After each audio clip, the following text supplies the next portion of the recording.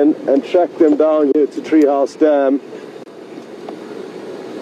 They've just got on the move again, which is lucky for us. I'm not sure where they're going to go or what's induced them to move, so I just want to get into a position where we can try and film them as they potentially move towards us.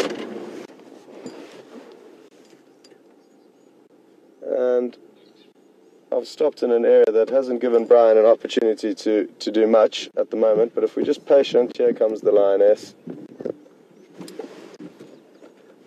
And it looks to be like the two members from the Nkuhuma pride that were last seen by Brent drinking to the north of our property, so they are missing the rest of their pride. But they're looking okay. They're a long way off from the rest of their pride, who are probably about 4 or 5 miles north of us at the moment. They have been located on a property that we do not have access to.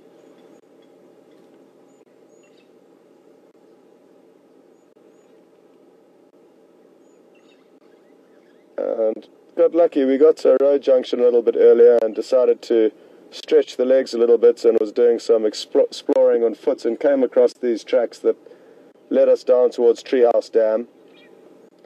We lost their tracks as they came down to the water's edge, but carried on driving in the general direction that they had been moving in.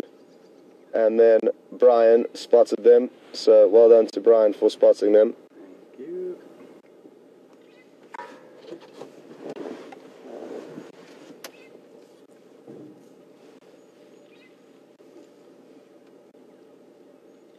And the incredible fortune with big cats continues.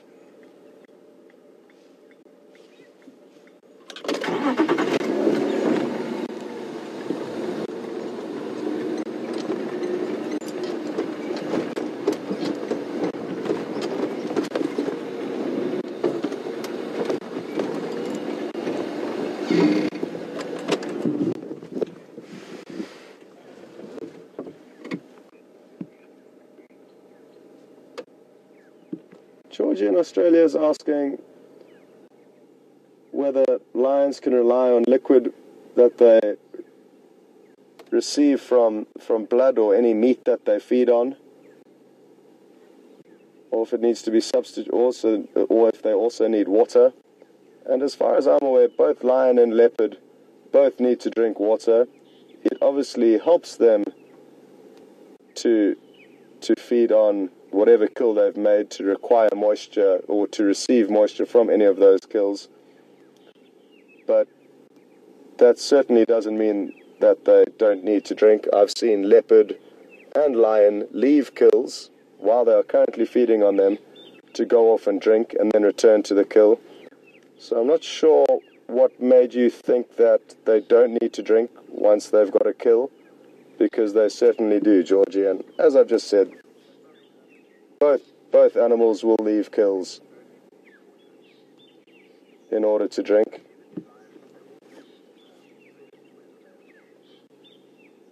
So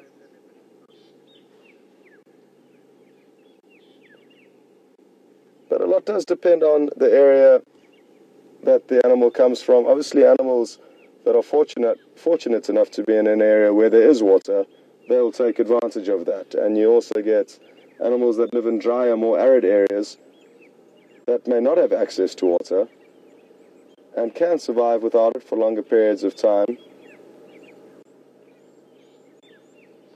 So a lot does depend on where the animals are and the time of the year.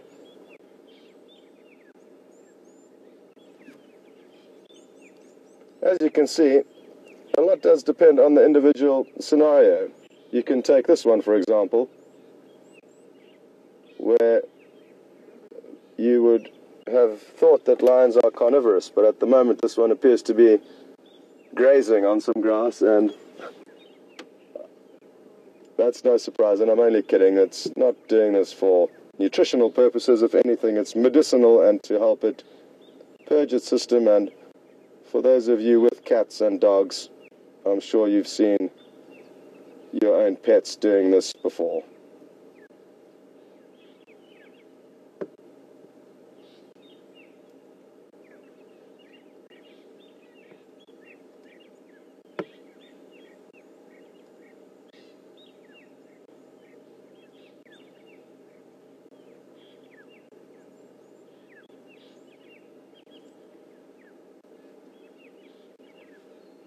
quite interesting to note because it was just a few days ago that we saw Kunyuma doing this very same thing. And it's not something you see that often.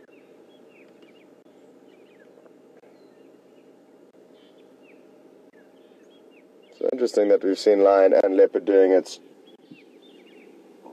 in the last few days.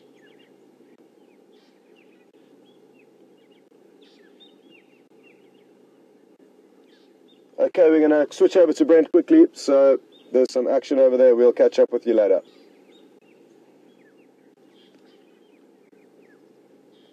Oh, sorry.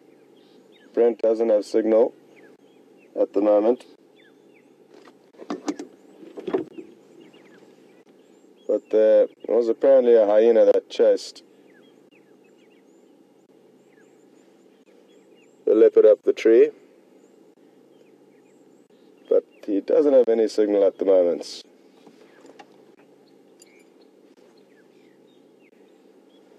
So we'll continue to watch the lion eating the grass until they manage to sort out the signal issues there.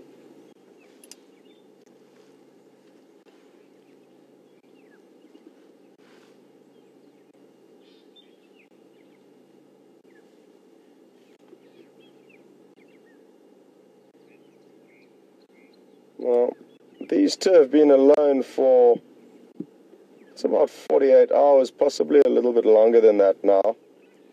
And I wouldn't imagine they've had any luck on the hunting front.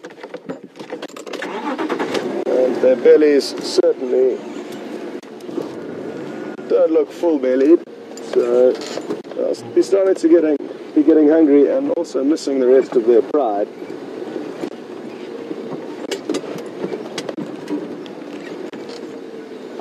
We're going to get a view on this little patch that I'm trying to reverse us onto.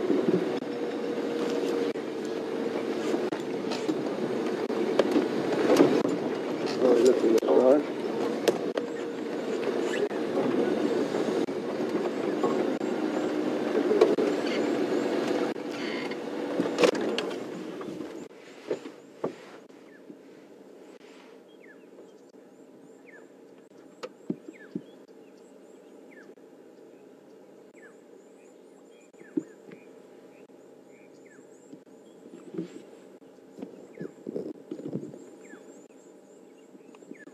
Beautiful.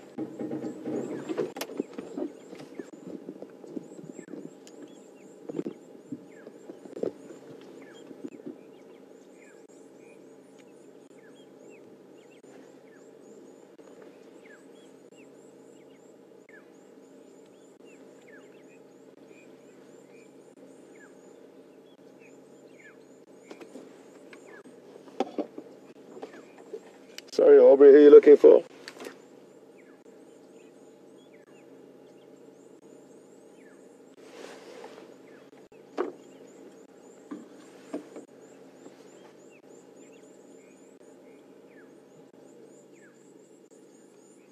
Well, Brent's managed to regain signal, so let's cut across to him and get an update on what's going on there. It sounds quite interesting. Over to Brent.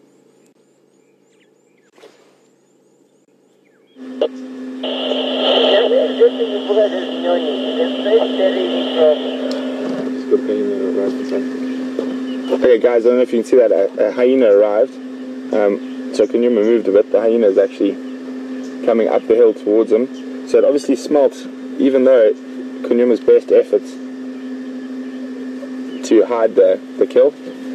He's running, the hyena's coming up the hill here.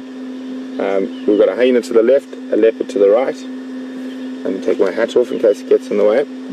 He doesn't look too perturbed, he knows his kill's quite safe. It almost looks like he's toying with the hyena. He was stalking it for a little bit as well. But it happened so quickly, he went from a completely flat cat to this hyena charging in.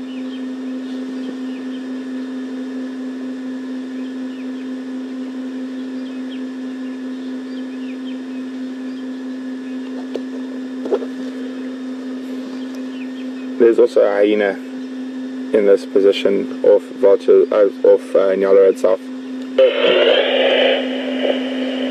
Yeah.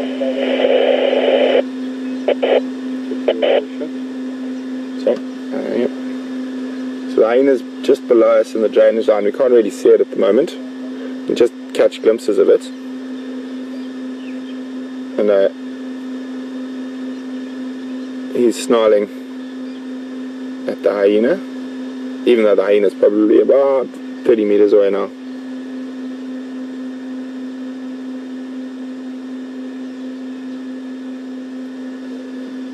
So if my head pops in, sorry guys, I'm just trying to see where the hyena is.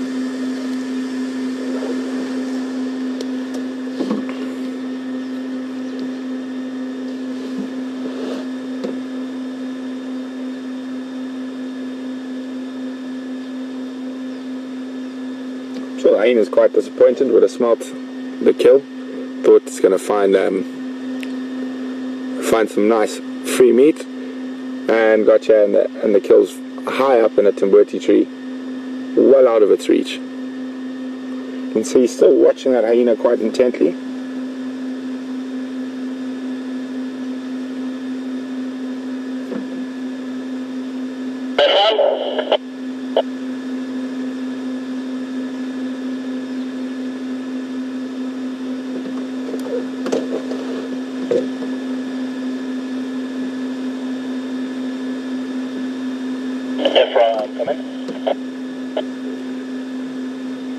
Sense of vocalizing, showing, missing a family.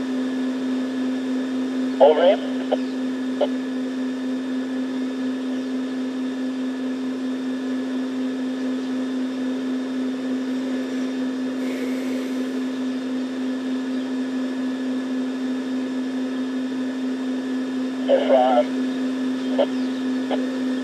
Can't see the hyena anymore, and he's stopped looking into the drainage, so maybe the hyena's moved off after realizing there's no free meal to be had.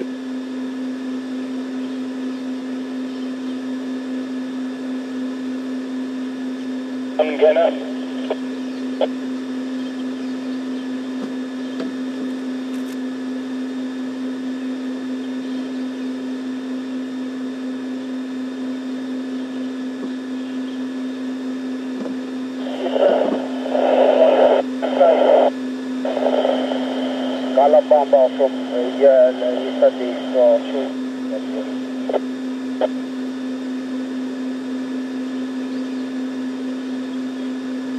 The fact the hyena arrived might just spurn him to feed, because he can. You can see he looks up into the tree, checking his kill still there.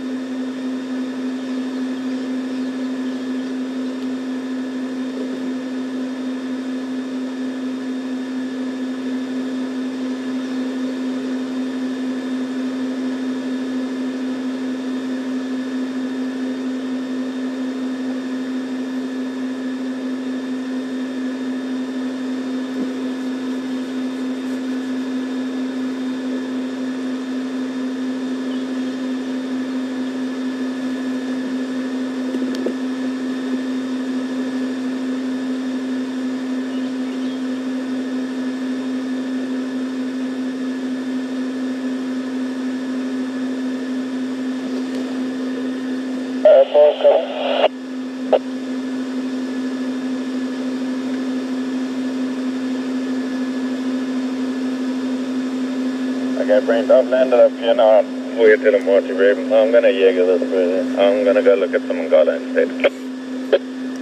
Sorry, but I honestly didn't get your audio at all on the road close to us. Dude, I've got north from Twin Dams all the way up to the first day. I can't find any form of slash there. In Yala Road North, it runs from Buffelshoek. Where it crosses Central, just keep going straight there. It's not the biggest road in the world. Are you guys on the eastern or western side of that school there? On the northwestern side.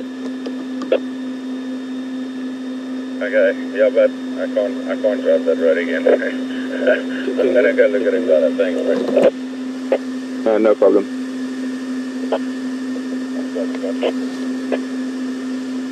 Come along, I'm just lying up on the damn wall now. That's Okay, so Ryan, what in call is that?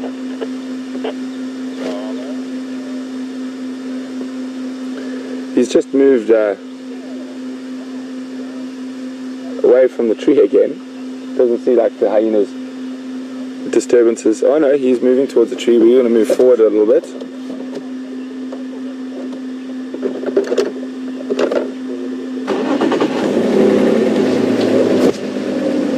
Or is he going to sit down? We're just going to get into position in case he does climb.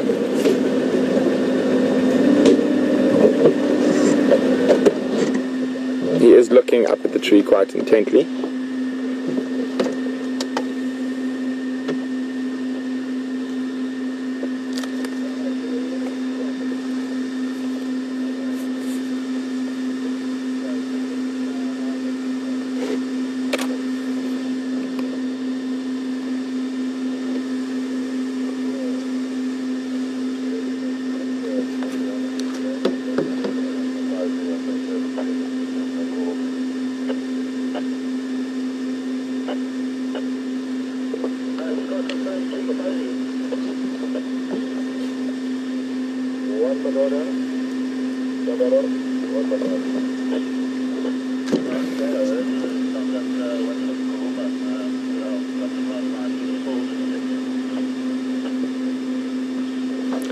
Come on, go climb the tree for us.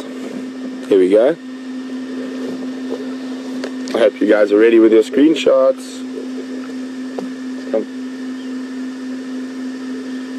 Come wide on the tree. He's gonna go at the tree.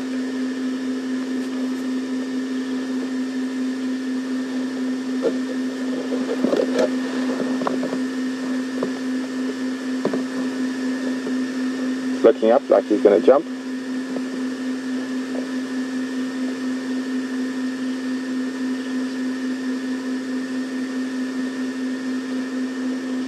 Okay, he's coming, guys.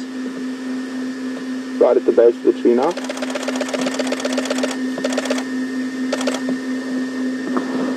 Okay, what we're going to do, we're going to have to, we'll stay here for a second, but I think our best views are going to be if we go back down into the drainage line and view him from the bottom. But we'll just see what he does now for a second.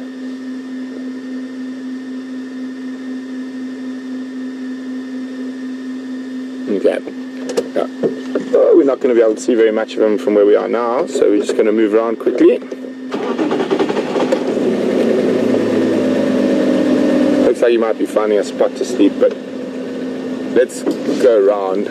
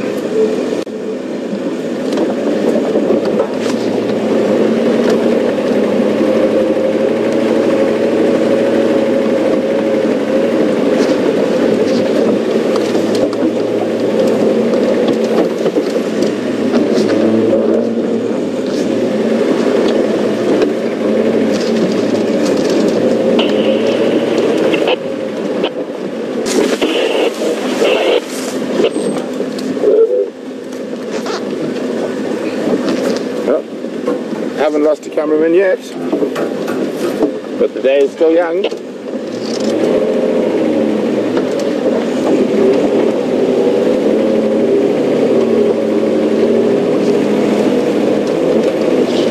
Oh, the hyena's lying in the road, or in our only access there.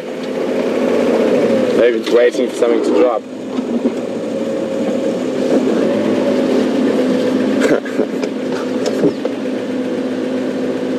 Strange enough, this looks like, I'm not 100% sure, but it does look like the mother of that cub we see quite frequently with that very distinctive scar on the back and those very tattered ears.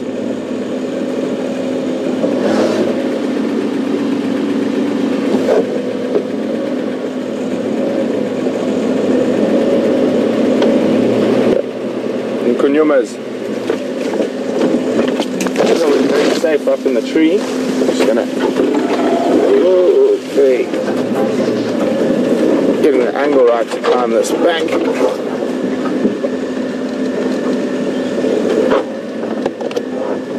We're just gonna, while we get into this position, we're just gonna cross to Scott quickly and see what he's got. Over to Scotty. I don't know if Andrew's monitoring what's on the screen.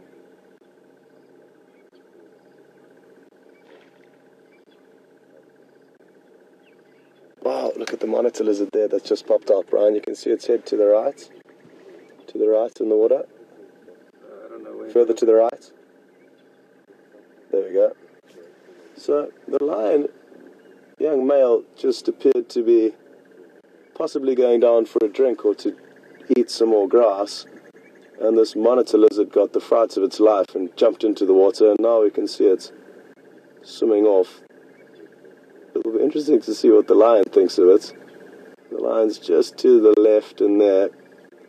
You can see now the lion's certainly keeping a close eye on it.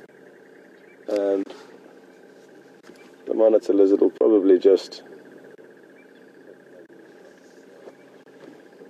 continue on to get onto some land elsewhere. I'm just going to roll forward a little bit, Brian. Try to get a better angle.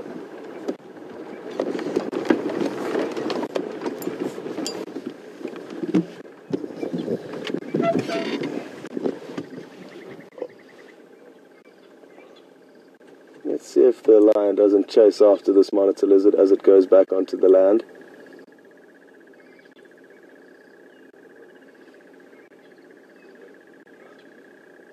Not interested.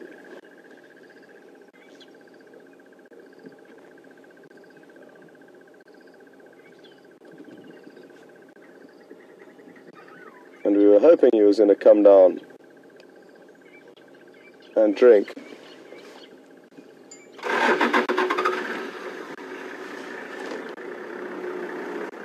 But I think he may just be on the move, hopefully coming to get a little bit closer to the lioness, which is now just behind us. And we'll have a great view if he does keep walking towards us, because we are at a lower angle than him,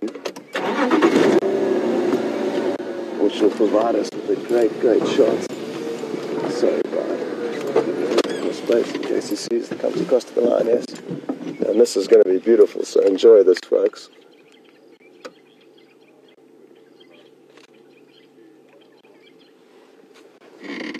It really does make such a difference being on eye level with an animal when photographing or filming.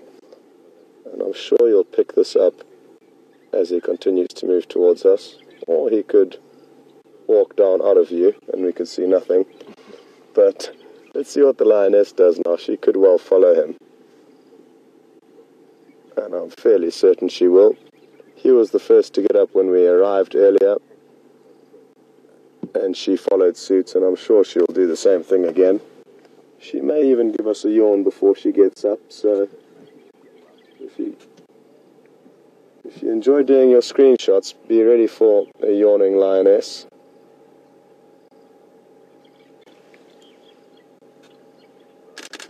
There we go.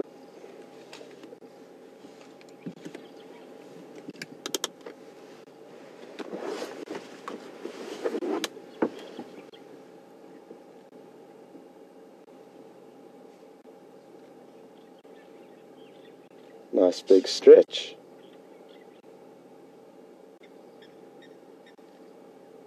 And horizontal again.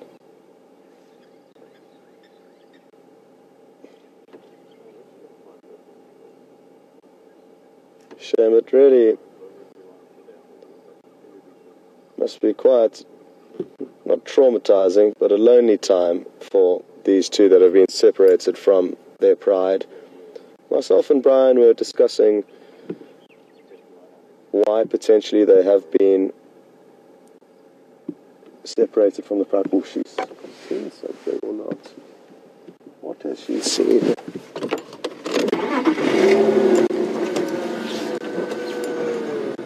Got off with a lot of intent there. And Oh, it's a hippopotamus. Well, that's quite a big member of prey to chew on. And it's a hippo returning to the water after a night out. And I just want to try and reposition in a place where we're not in the hippo's way to return into the water, as I fear we are in its way now.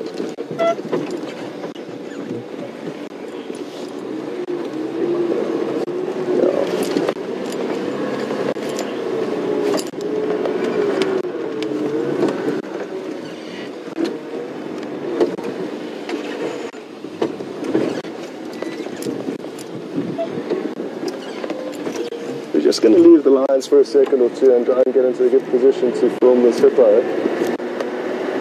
Let him drive over the line creek there. There was one on the dam wall here, and you know,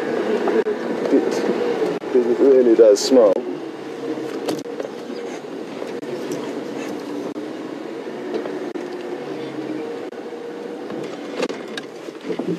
We will wait here for the hippo to come back into the water. It's really quite funny to watch, and myself and Brian were together last time we saw him coming in. And what you'll notice is they get a little bit excited as they get to the water's edge, and he'll kind of trundle in and then almost freewheel or free float for a few meters.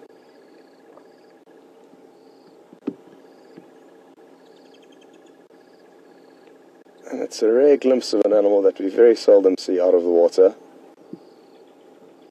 Bizarre looking animals.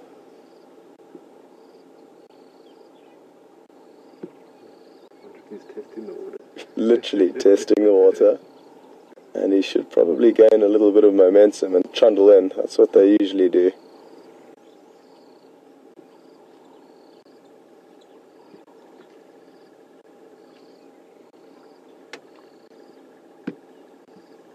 But this morning, it's a slower, more relaxed approach, it appears.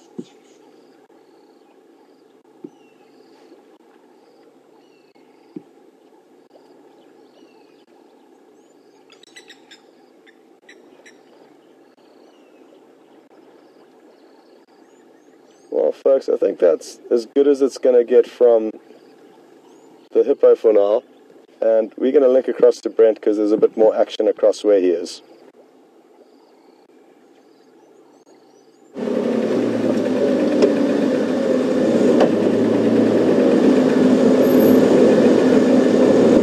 Hyena's coming back because of the noise of the branches dropping. Andrew, you coming?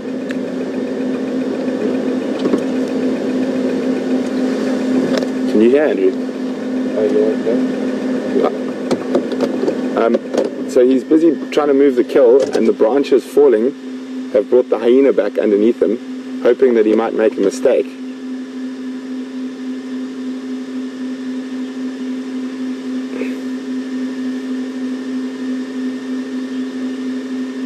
So she's smelling.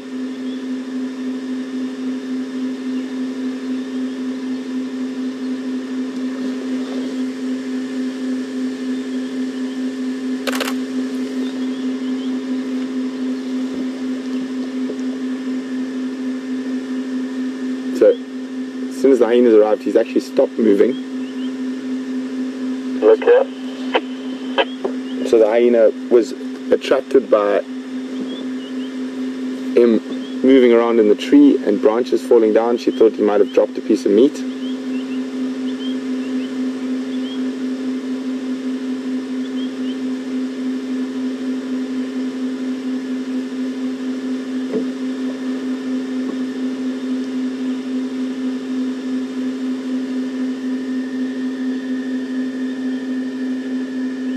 She probably was lying up just out of sight.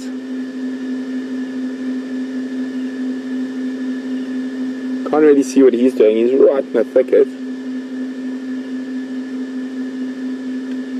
I think maybe if we go back a little bit, Alex. Go forward. Go forward.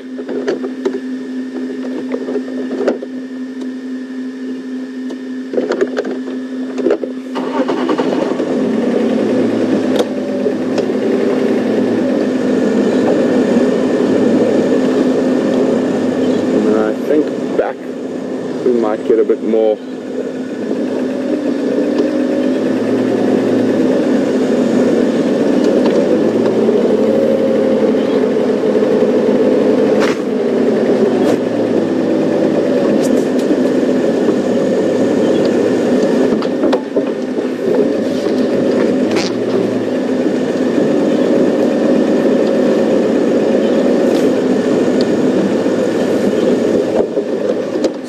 A difficult position where he's feeding on the carcass.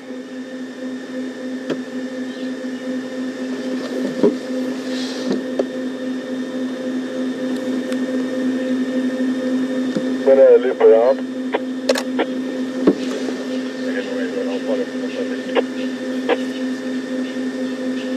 There's Nkuhuma.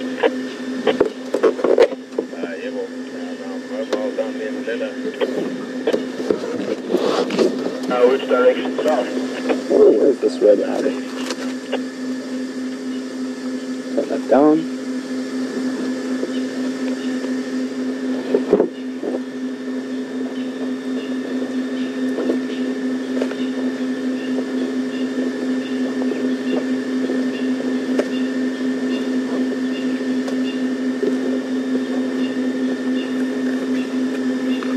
It looks like the hyena's just dropped down. Probably about 50 meters away, and she'll just hang around here. She looks like she's quite full, and listen to see if anything else starts falling, and then she'll probably come back and have another inspection.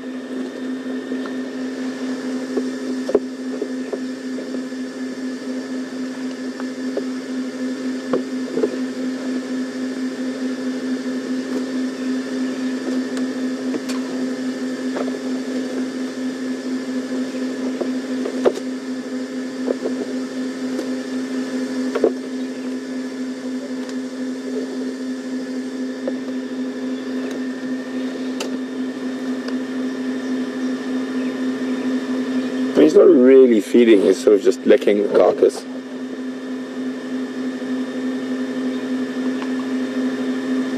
He started, you can hear a bone crunch there.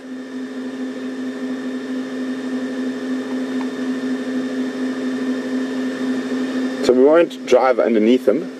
It'll probably upset him and also possibly put us in a little bit of a difficult position in case something did fall and he decided to come down after it. So you never really want to park underneath the leopard. Always better to stay a little bit further away, give the animals their space. Even though it isn't the best sighting in the world we've had, it's still incredible to be able to sit here and watch leopard. He's probably from the ground 8 meters, 7, 8 meters off the ground. Maybe even a bit more, maybe closer to 10 meters off the ground. It's incredible balance. And you see his back paw there, just balancing on a tiny, not tiny, but quite a small branch.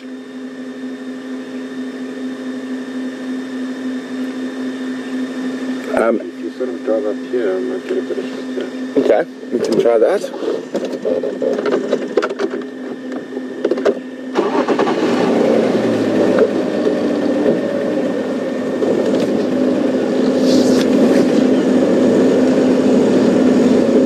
Just reposition a little bit.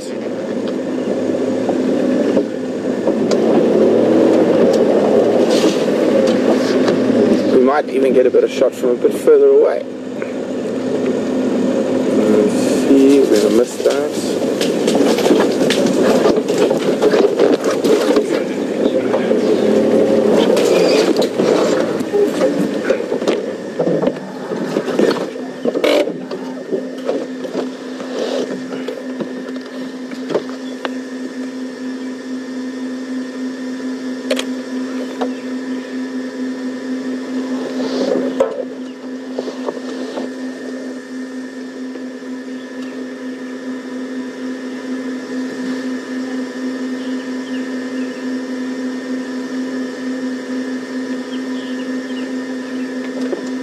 It's almost like because the hyena was here, he decided, no, he better eat some more.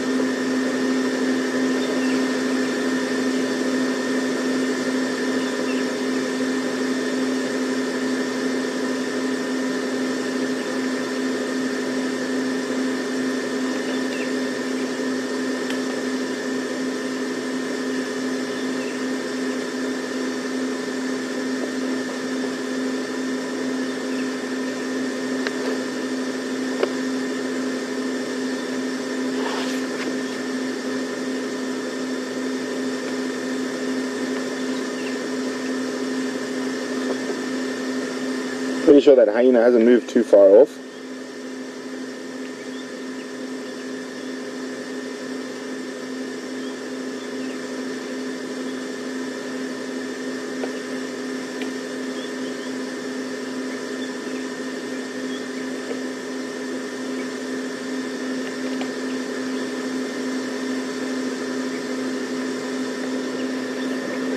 Leopards are definitely the most adaptable of the large cats and have a very, very wide habitat tolerance. The hyena's on her way back, listening to the crunching, hoping that there's tidbits dropping.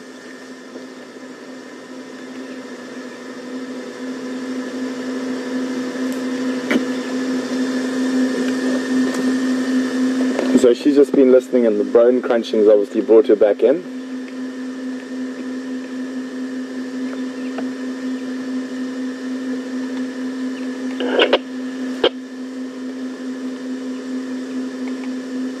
They're saying that leopards have a very, very wide habitat tolerance. They can live in many different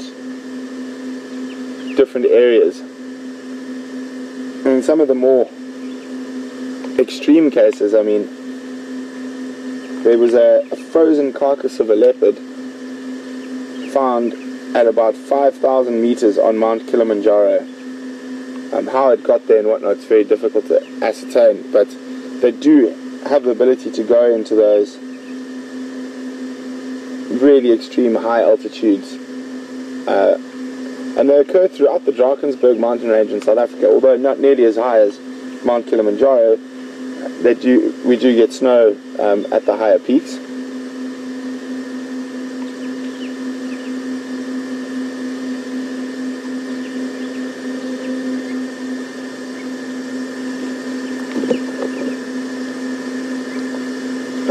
Hyena's not getting much luck. He's not dropping much for her to nibble on.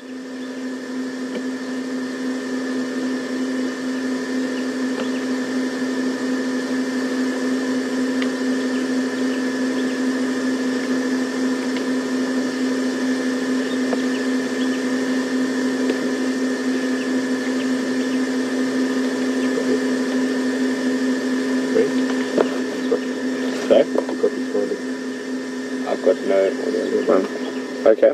Well, there's not much happening here. Oh, he dropped a little bone. The hyena's on it like a flash.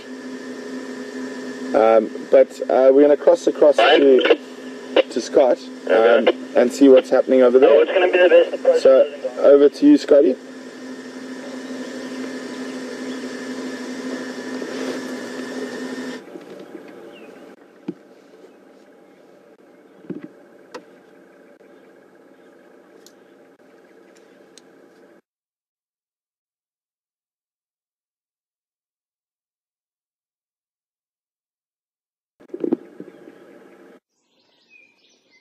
Start and end your day on safari. For watching these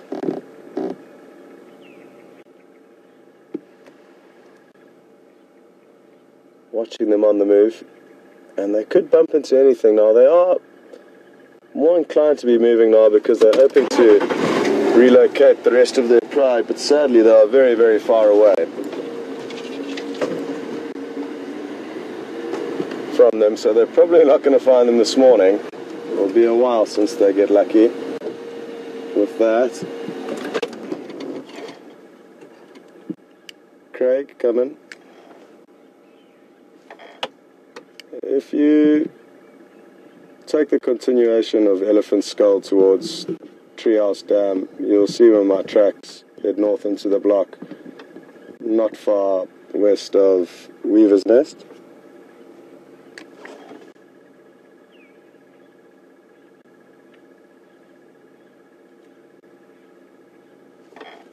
Copy. They're still up and down, so maybe they'll come closer to the road, but we're not too far at the moment.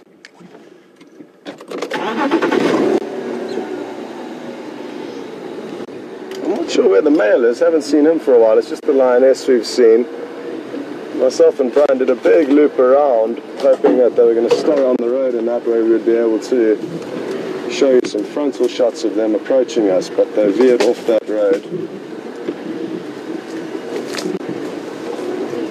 And I'm guessing the lioness is looking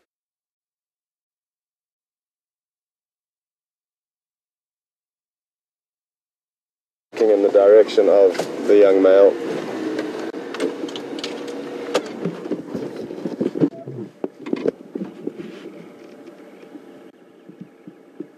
And if we're lucky, we may hear her do the odd contact call. We have heard her do one or two, and it's just a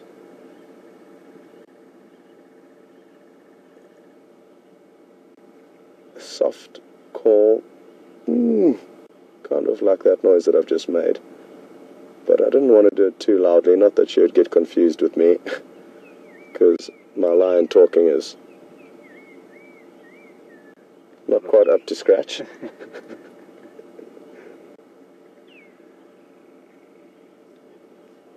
But we...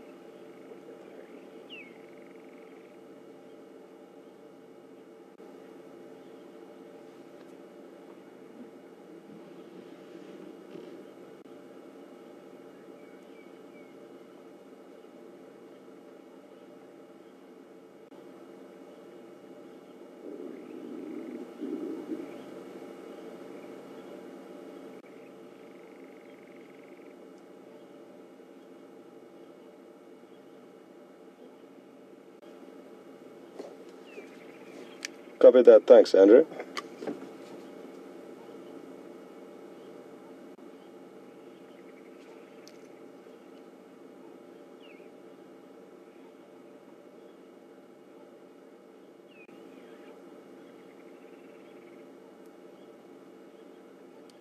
We've just got a question through from Marsha in Kentucky. Good morning, Marsha, and welcome on board. Marsha's asking whether we think that this lioness could be the mother of the subadult male that we've seen following. But no, I don't think this is a mother. This could well be a sibling. It could be the sister of that young male. She's a young lioness, this one.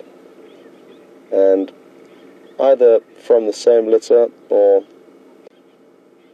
a litter over a very similar time period, because they do appear to be a similar age, these two.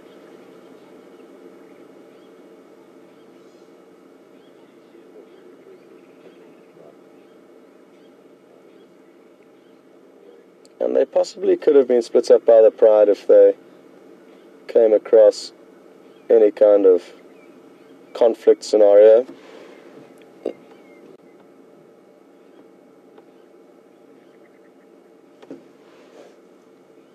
And that's the only thing that I could think of that would have split them up from the rest of the pride. They may have got a fright from other lion and then bombshelled from the rest of the pride. They're very, very far away from them now. However, it isn't totally uncommon for prides to split up without necessarily a conflict scenario causing it. It could simply be that they've just drifted off, spending some time away, and are probably now regretting that decision if that was the case, because they are certainly looking for the rest of the pride, and that's why we're seeing them active now. If they were with the rest of the pride now, I'm almost certain they would be asleep.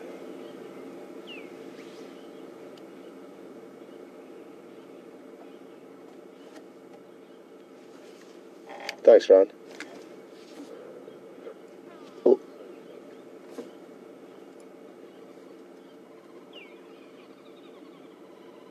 You can see her doing these soft contact calls. Brian, are you picking it up?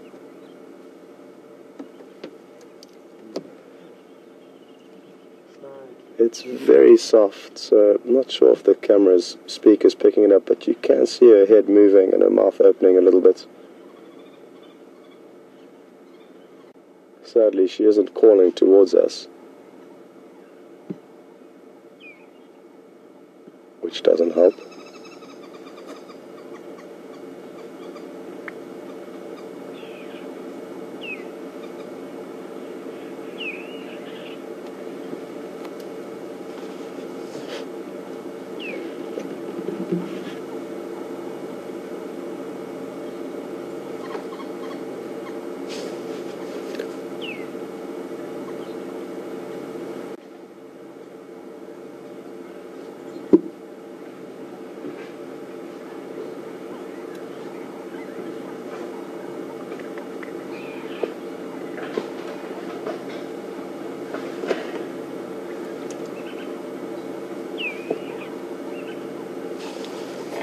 Ryan, any idea where the male is?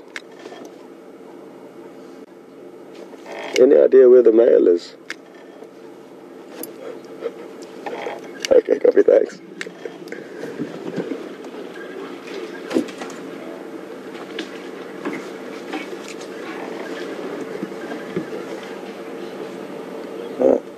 The lioness is now making her way towards roughly where the male is.